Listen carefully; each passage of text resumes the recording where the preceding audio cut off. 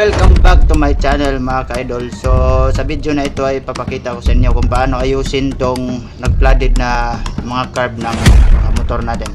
Itong carb na to ay carb do sa XRM 125, yung unang model sa Honda. Shout out nga pala sa isang pulis na may-ari dito, si Sir Hill Sarita, o sa kanya to na motor.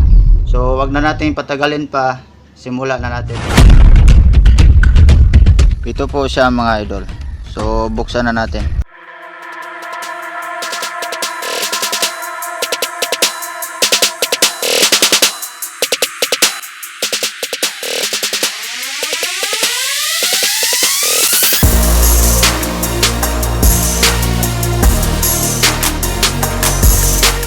So ito po ang laman niya mga ka-idol.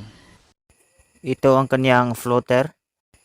Siya ang nag-control sa gas level na pumasok sa bowl. At ito ang kanyang pin.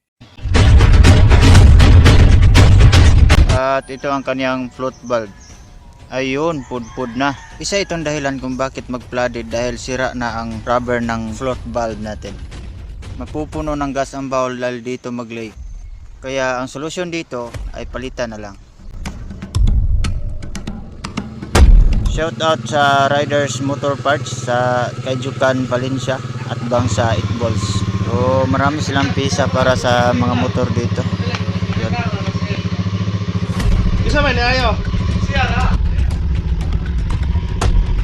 So ayun, may nabili na ako na isa. Hindi siya seat na repair kit. Ano lang, tag 20 lang to mga ka-idol. So ayun, ikabit na natin. Itong floater na to ay hindi to kagaya ng ibang carb na pwedeng ma-adjust ang float valve.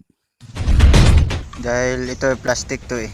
Hindi to kagaya ng TMX. Kaya kapag may problema sa kaniyang float valve ay dapat palitan na lang natin.